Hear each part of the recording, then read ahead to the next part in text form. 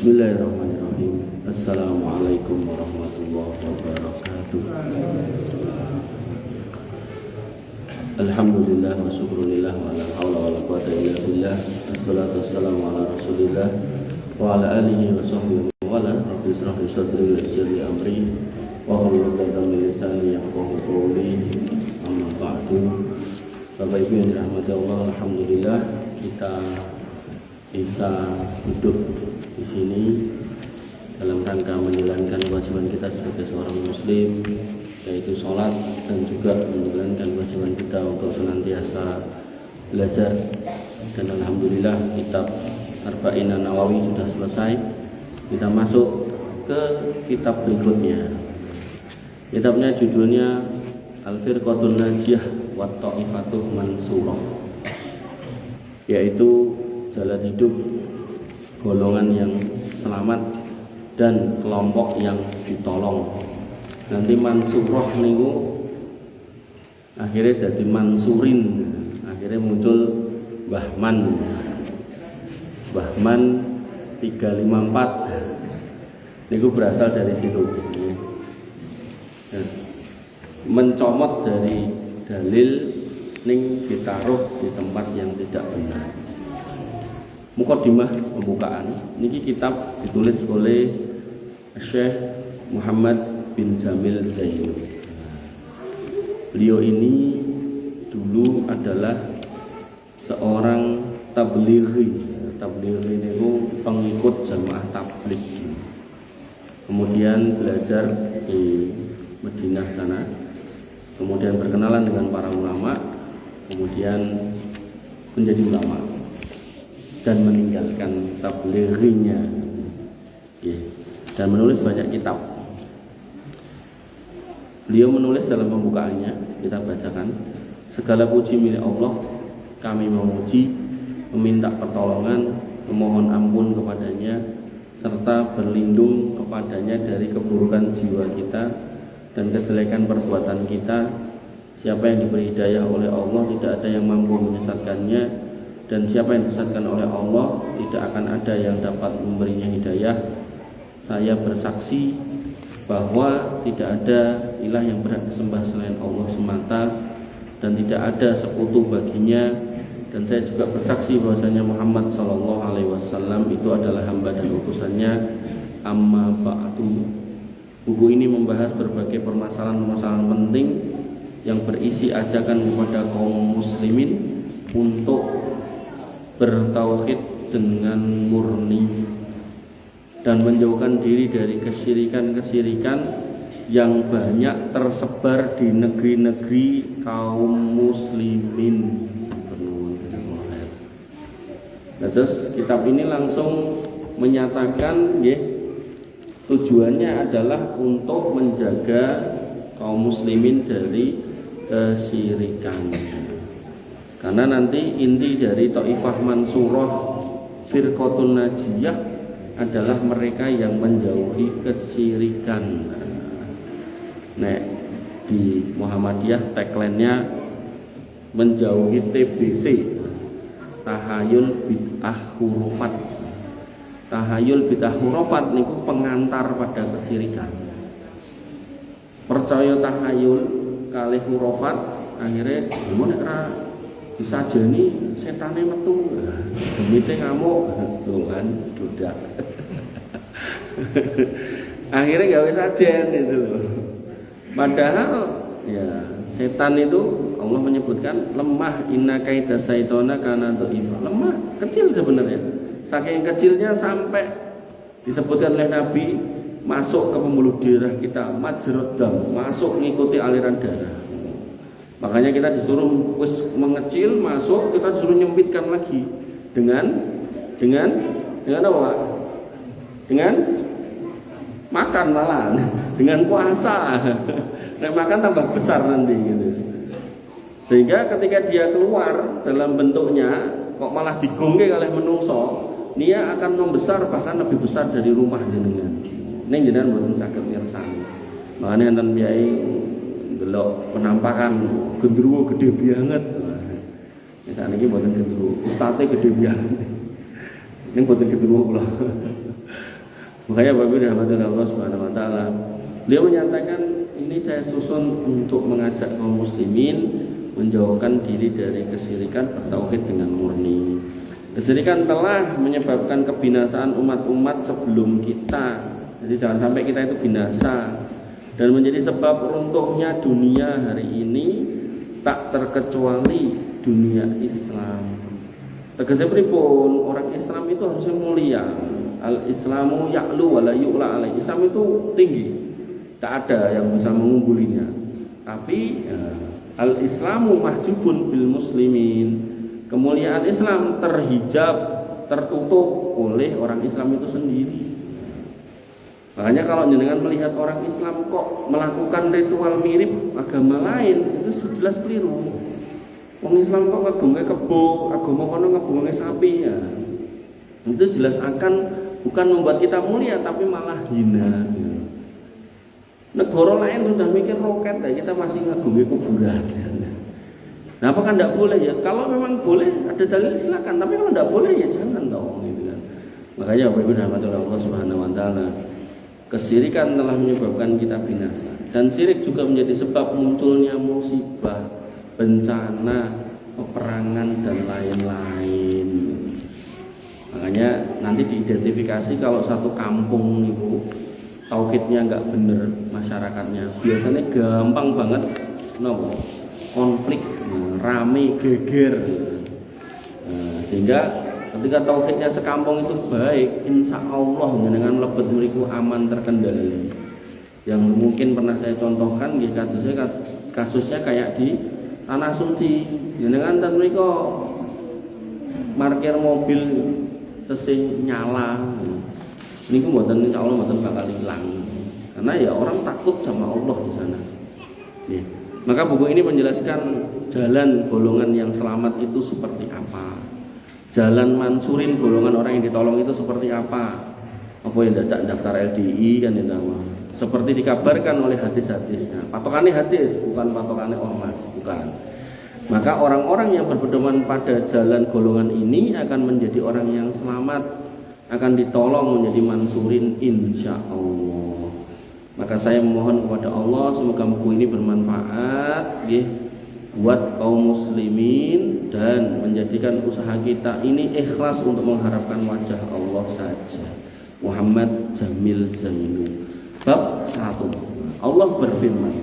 Terus keluar meneng kitab niki niku ayat niki hadis niki pun boten pokokan cerita macam-macam. Allah berfirman, wa'tasimu bihablillahi jami'au wa la tafarraqu. Berpeganglah kalian pada tali Allah, yaitu agama Islam, dan jangan bercerai-berai. Sehingga hukum asalnya kita itu disuruh bersatu di atas agama ini, bukan malah pisah-pisah. Kemudian Allah berfirman, wala takunu minal musyrikin. Jangan kamu jadi orang-orang yang berbuat kesyirikan. Tadi saya nyusun buku tentang uluhiyah Allah. Niku ayat-ayat kesyirikan niku bisa sampai 500 ayat, menunjukkan bahwasanya Allah itu benar-benar mewanti-wanti kita jangan sampai berbuat kesyirikan. Kemudian Nabi SAW bersabda, usikum bitaqwallah wasam'i wa ta'ah. Aku wasiatkan kepada kalian semua wahai kaum muslimin untuk banyak mendengar dan taat kepada penguasa. Wa in ta'ammara alaikum abdun habasyun. Bahkan kalau yang jadi penguasa di antara kamu itu hamba sahaya dari Habasyah yang kulitnya hitam. Terus dalam fikih pemerintahan, sakjane budak itu tidak boleh jadi penguasa. Tapi kok karena manuvernya dia kemudian jadi, maka dengar dan taatlah, tidak usah rusuh. Zaman dulu niku enten kekaisaran Romawi, mung kula kesupen. Zaman Kaisar sinten, pokoknya kaisar ini kok enten 2 kembar terus jadi kaisar dua-duanya. Satu pemberani, satu boten, satu letoy ngoten niku. Nah, terus singkat cerita ada seorang budak sing pinter ikut perang menang, diangkatlah jadi prajurit, terus naik, terus dia masuk ke wilayah politik, jadi politisi. Terus singkat cerita merongrong kekuasaan, singkat cerita jadi kaisar Romawi. membunuh 2 kaisar kembar ini. Terus dia menguasai Romawi, negerinya orang kulit putih sedangkan dia kulit hitam. Pernah ada ini. Makanya Bapak Ibu rahmatullah Allah Subhanahu wa taala di sini sudah mengwanti-wanti, kalau misal pemimpinmu itu kok gak sesuai dengan rasmu, nah, maka dengar dan taatilah. Fa innahu may ya'is minkum fasayara ikhtilafan katsira. Karena kalau kamu bisa hidup panjang ya di antara kalian, maka kamu akan melihat perselisihan yang sangat banyak, udur-uduran, eker-ekeran yang banyak. Fa'alaikum bisunnati wa sunnatil khulafai rasyidin al-mahdiin. Biar kamu tetap hidup baik, maka berpeganglah pada sunnahku dan sunnahnya khulafaur rasyidin al-mahdiin yang mendapat petunjuk. Tamassaku biha, berpeganglah pada sunnahku dan sunnah khulafaur rasyidin tadi. Wa addu 'alaiha bin nawajid, dan gigit sunnah itu dengan gigi geraham.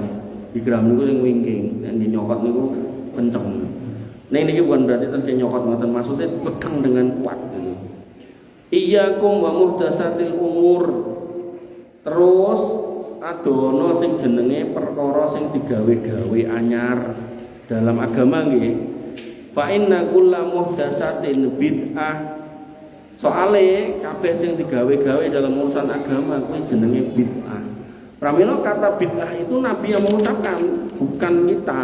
Sehingga ketika ada yang memberikan ucapan itu, misal kita melakukan sesuatu kayak ini bid'ah deh mas gitu, jenengan ampun nesung, jenengan harus mengevaluasi. Soalnya nopo Nabi wanti-wanti, hati-hati loh soal bid'ah, ngoten. Nah, terus ampun matur nuwun nek dilokke, ono kae nek kirek galak lho jorono, iya matur nuwun. Bahkan ini lebih dahsyat daripada binatang buas.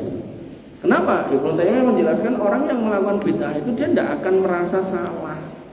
Orang mabuk, mencuri, membunuh itu dia punya rasa salah dan ingin bertobat atau menyesal. Karena itu namanya fitnatus syahwat.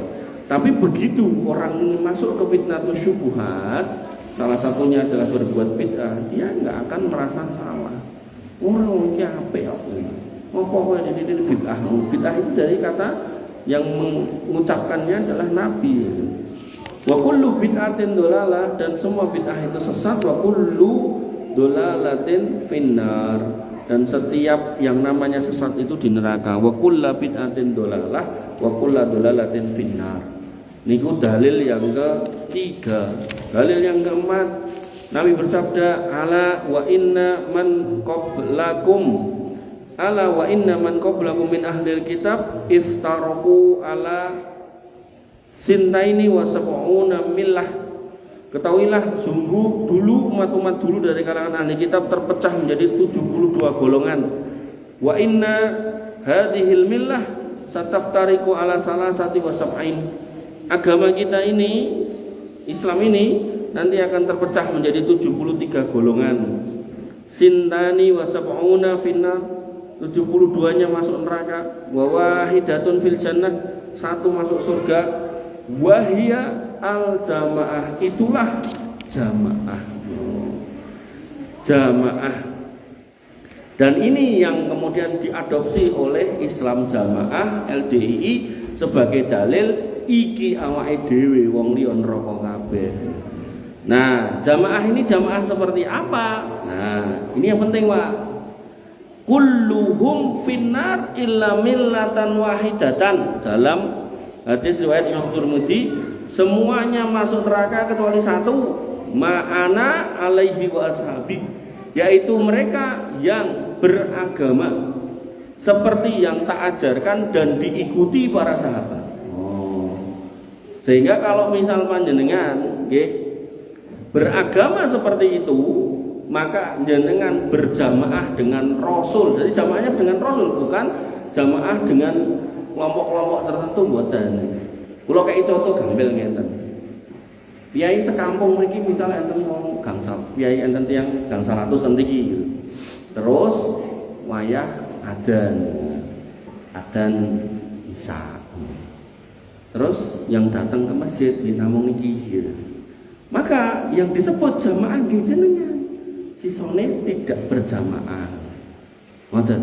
Makanya jamaah itu yang mengikuti apa yang Rasul ajarkan dan sahabat ikuti. Nah, sehingga Nabi nanti dalam kalimat yang lain balighu anni walau ayah. Nek kowe meh ngajar agama silakan. Bahkan sak ayat kowe entuk ning anni ya. Berdasarkan pemahamanku lho. Jangan mbok pelintir-pelintir dhewe. Ngaos hasilnya malah gak percaya karo hadis, soalnya ngawur. Belajar agama hasilnya malah gak percaya siksa kubur, ini parah. Belajar agama hasilnya malah nopo sama orang tua kasar, ini nggak bener. Karena Nabi ngajar tidak gitu. Kan enten tau piye-piye ngoten niku, ada tau pengajian-pengajian seperti itu. Belajar agama pulang-pulang mengkafirkan tetangganya, kan enten.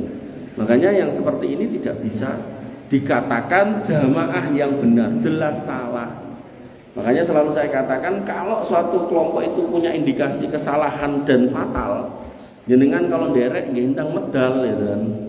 Sering kula kasih contoh niku babakan Idul Fitri, Idul Adha. Niku enten miyai sing ngendikan, "Aku nelpon Gusti Allah." Niku sudah melanggar akidah. Mana mungkin Allah bisa ditelepon? Nah, enggak mungkin. Kok tetep melu salah berarti. Nah, tapi dia ngongkon sholat, jangan sholat nggih kathah jangan sholat, tapi jenengan harus hati-hati. Nah, makanya enten meleh ustaz niku ketika ditanya sama jamaahnya, ibu-ibu udah sepuh, apa hukumnya saya sama suami nonton video porno untuk membangkitkan gairah? Oh niku sae, jawabane ngoten. Padahal ayat jelas kok melarang untuk melihat lawan jenis berlebihan, dalam artian mantengi ngoten mulai sing ditonton doh tambah raito ya kan. Nah, maka Bapak Ibu rahmatullah Allah Subhanahu wa taala itu jelas pelanggaran ayat, ya jelas salah, gitu. Pramila kula ngendikan sama ibu itu, nek jenengan sing ngundang ampun diundang meleh. Nek jenengan mboten sing ngundang, nah mungkin nek enten jadwal beliau mboten sah rawuh. Soalnya orang kayak gitu tuh bahaya ini. Kula enten pengaosan niku IPHI di satu tempat gitu. Biasanya kalau rutin niku tamu mboten diundang. Ya mboten ngarep-arep kula. Ning maksud kula niku lala salah satu anggotane niku rentang bojo kula sama-sama notaris. Nah, kepanggih pas rapat. Terus cerita, "Wah, Mas, anu Mbak, biasanya sampai apik di si Mas Bunda mah diganti wong aneh-aneh kae, ngisi ke saru-saru." Nah, pemosone gen lucu itu nyaru malah ra karo-karuan itu. Dan tidak bisa ya, tidak bisa ketika agama disampaikan dengan metode-metode yang tidak pakem itu tidak bisa. Tidak akan ada kebaikan itu. Dengan pengawasan sejam 2 jam, mboten medal 1 atau 2 ayat itu. Wah, nek wong crita ndagel itu.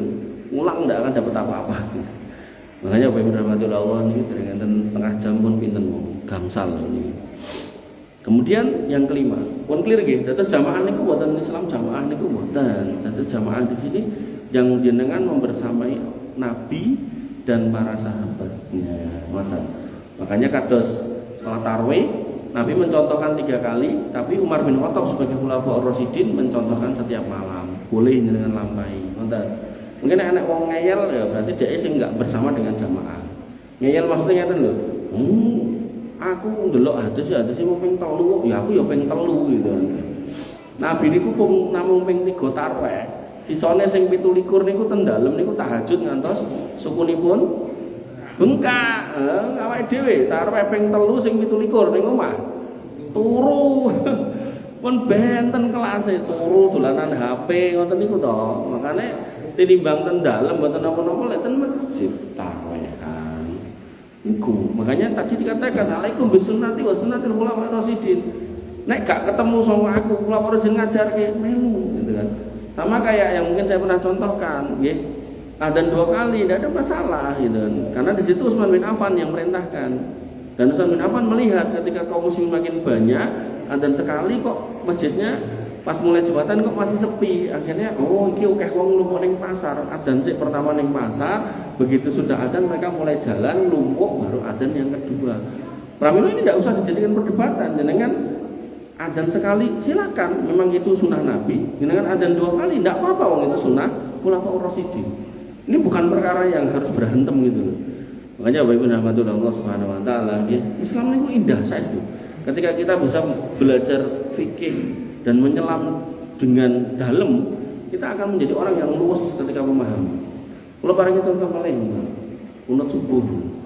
Kunut subuh, ya, saya punya pendapat secara pribadi dari yang saya pelajari bid'ah. Tapi nggak saya pungkiri gitu. Ulama-ulama Syafi'iyah mengatakan boleh. Pramila nanti Imam Ahmad bin Hambal yang mengatakan itu tidak ada sunnahnya juga. Itu beliau mengatakan nek kamu ada di lingkungan orang yang kunut, yang mau kunut. Bahkan ketika kamu disuruh ngimami ya kunut toh itu biar nggak jadi rame. Sampai seperti itu luasnya dalam berfikih. Dan nanti dipraktekkan oleh Syekh Sudes. Syekh Sudes itu madhabnya Hambali.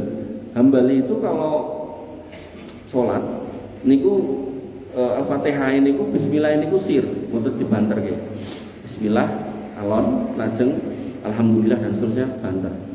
Tapi begitu saya sudah ke Indonesia yang ngimami dan istiqlal bismillahirrahmanirrahim alhamdulillah gitu banter. Itulah orang yang kemudian sudah ngerti fikih. Nah makanya Bapak Ibu dan Allah belajar fikih harusnya membuat kita itu tambah tasamuh, tambah punya keluasan tenggang rasa sama sesama kaum muslimin.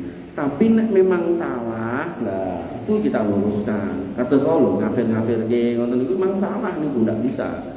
Ndak bisa. Ibnu Mas'ud radhiyallahu anhu berkata, "Haddon lana Rasulullah sallallahu alaihi wasallam hatton."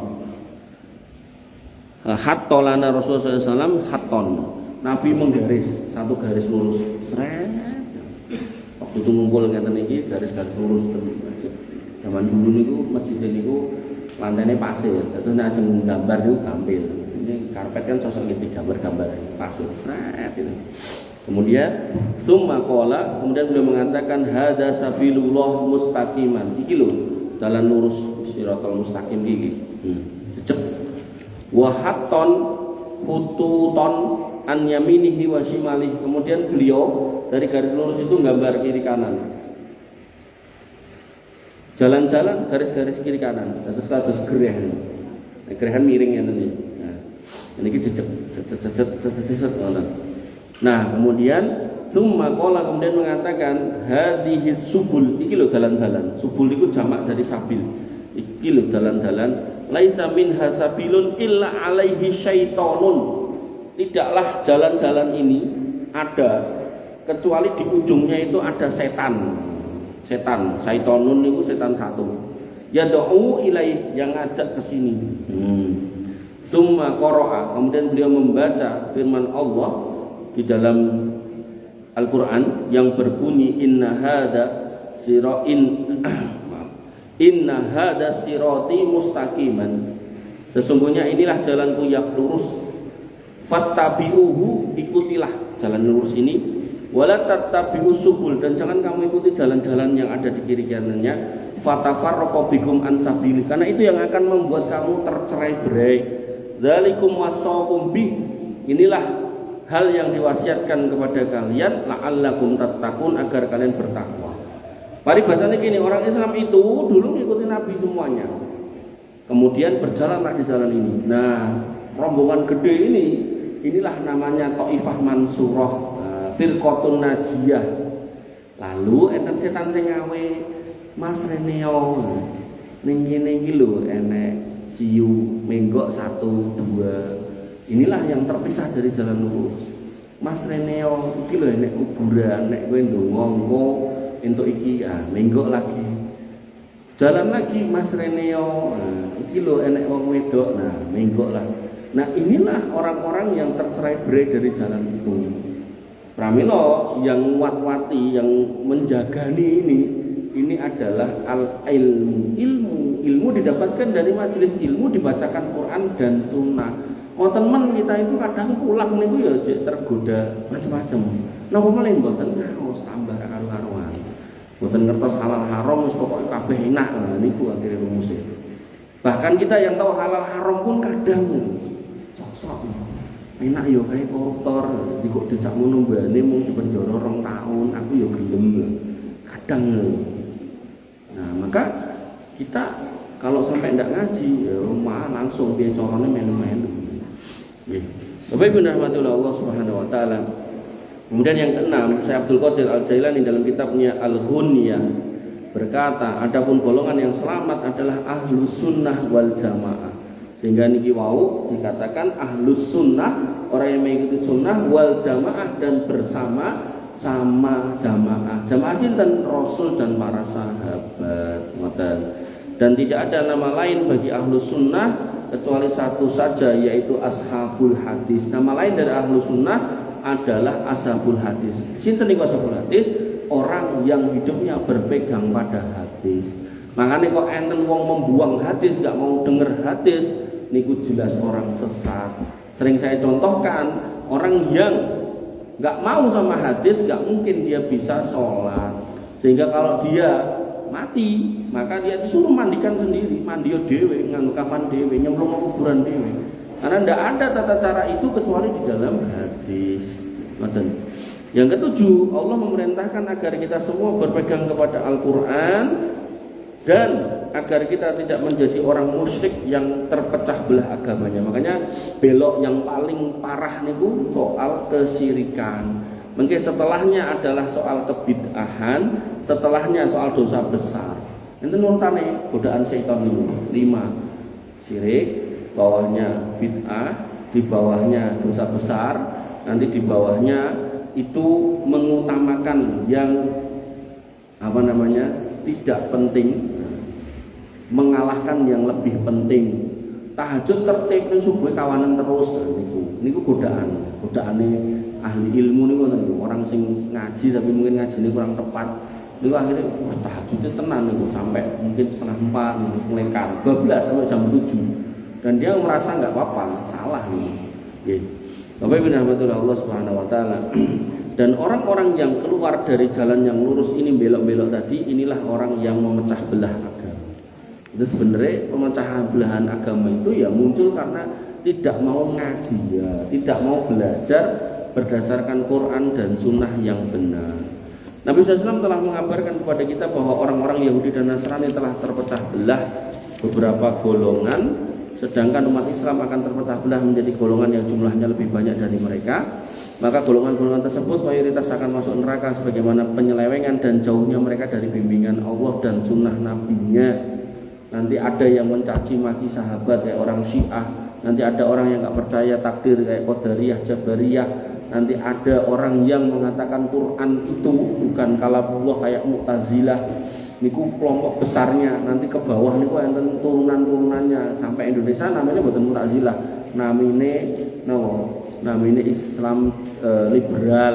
Mungkin sing Syiah niku masuk Indonesia namanya Abi Ahli Bait Indonesia. Enggak, dia enggak pakai Syiah Indonesia gitu, enggak, Ahli Bait Indonesia. Nggih. Bapak Ibu rahmatullah Allah Subhanahu wa taala, dan mereka tidak mau mengikuti kitabullah dan sunnahnya, sunnah Nabi SAW. Namun ada satu golongan dari golongan-golongan yang banyak itu yang akan masuk surga, itulah para jamaah yang senantiasa berpegang pada Al-Quran dan sunnah serta menjalankan apa yang menjadi amalan para sahabat. Wahai hamba Allah, jadilah kalian termasuk golongan yang selamat dan jadikanlah kaum muslimin ini menjadi bagian dari golongan tersebut. Sehingga rumusnya ketika jenengan mendengar kata mansurin itu mboten terus ujuk-ujuk daftar LDI mboten. Jenengan nek kersa menjadi mansurin, menjadi firqatun najiyah, kelompok yang ditolong, golongan yang selamat, iku mengikuti sunnah Nabi dan sunnah khulafaur rasyidin pun niku aman berdasarkan Quran sunnah. Paribasane ngaten nek ngaos, pastikan ustadz yang memberikan materi, tidak harus saya, bisa siapapun, itu menyampaikan niki lo ayate, niki lo hadis. Nanti ayat kalau mau diperjelas, niki lo penjelasan dari tafsirnya. Nanti nek hadis mau diperjelas, ini lo penjelasan dari syarahnya. Terus penjelasan atas ayat namanya tafsir, penjelasan atas hadis namanya syarah. Nah, nanti ada ulamanya nek tafsir niku Ibnu Katsir, At-Tabari, kemudian ada Al-Qurtubi, As-Sa'di dan yang lainnya. Nah, kalau kemudian hadis niku nggih ada ulamanya Ibnu Hajar Al-Asqalani, An-Nawawi, kemudian mungkin Imam Syafi'i dan yang lain-lain banyak. Makanya kalau dengan ngaos kok dijelaskan ayatnya, tafsirnya, hadisnya, syarahnya, perkataan ulamanya, insya Allah itu paket yang paling aman dalam beragama. Tidak akan dengan ada dalam kebimbangan, karena didudukkan semua cerita dalam agama ini sesuai dengan porsi dalilnya masing-masing. Bu bila berkatan yang bisa saya sampaikan, bab 1 sudah kita lewati. Ada yang mau bertanya kah? Tidak ada. Kita tutup dengan doa kafaratul majlis. Subhanakallahumma bihamdika asyhadu an la ilaha illa anta astaghfiruka wa atubu ilaik. Assalamualaikum warahmatullahi wabarakatuh.